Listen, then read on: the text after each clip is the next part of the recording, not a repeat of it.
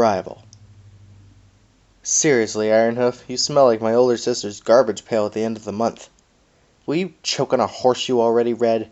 Ironhoof grumbled, batting flies off of him as he marched along with the caravan. Red Turnip and several other stallions chuckled. Aw, come on, dude. We're glad that you haven't croaked and all. Just, seriously, did that monster have to put you in the nastiest stomach ever?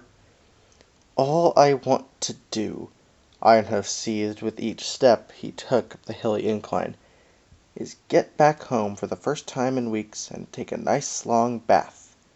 A bath? Wouldn't that kill you? The Earth ponies marched onward, their faces alive with smiles and bright eyes. The group had just narrowly escaped death, and there was an undeniable spirit of enthusiasm hovering above them, literally. Goldplate tilted his gaze up towards Rainbow Dash's shadow. He was the only pony who wasn't snickering at Ironhoof's expense. Watching the Pegasus dip up and down through the misty reaches of the forest, he momentarily cleared his throat. That caught Rainbow Dash's attention. Smirking, she coasted down until she was hovering just a few feet above the coltish stallion. Yes? Goldplate grumbled. What was that? Rainbow Dash raised a hoof over her ear.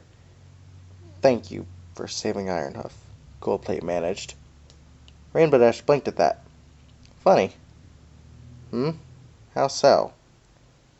I really didn't expect any of you guys to actually thank me for what I did. Rainbow Dash winked. Kind of breaks the surly, gruff exterior you're all working so hard to maintain. Meh. Goldplate gazed ahead. It seems only polite. You've done so much for this caravan. Oh, is this a caravan? Gee, I hadn't noticed. Rainbow Dash hung upside down and backstroked through the air beside him. I've been too busy smacking around hydras to notice a group of adults bumbling to get a delivery done on their lonesome. And there you go. Goldplate sighed. There I go where? Goldplate smirked bitterly at Rainbow.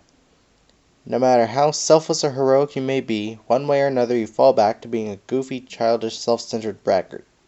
Hey! Not true! Rainbow Dash's teeth showed. I am so not goofy. Don't you think you'll get in over your head at this rate? Goldplate exclaimed. Like when was the last time you fought a hyper beam? Hydra. Whatever. When?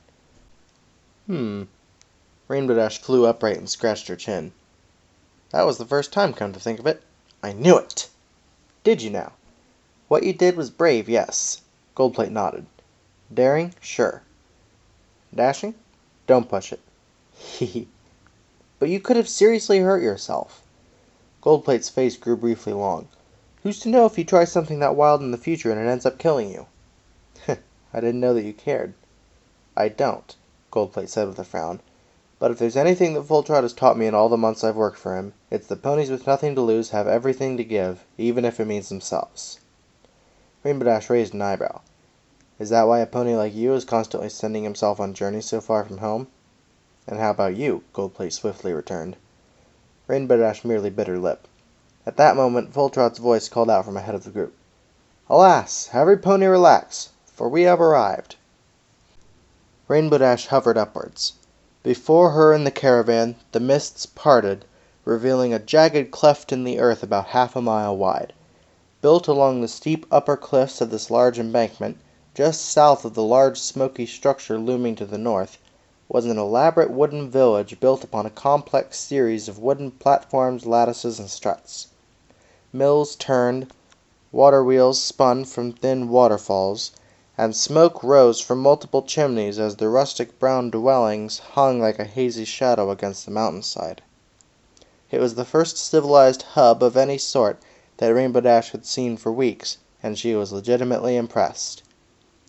Windthrow, dear stallions, Fulltrot continued, then motioned with his hoof as he trotted up a long stretch of winding wooden platforms towards the heart of town. We are home.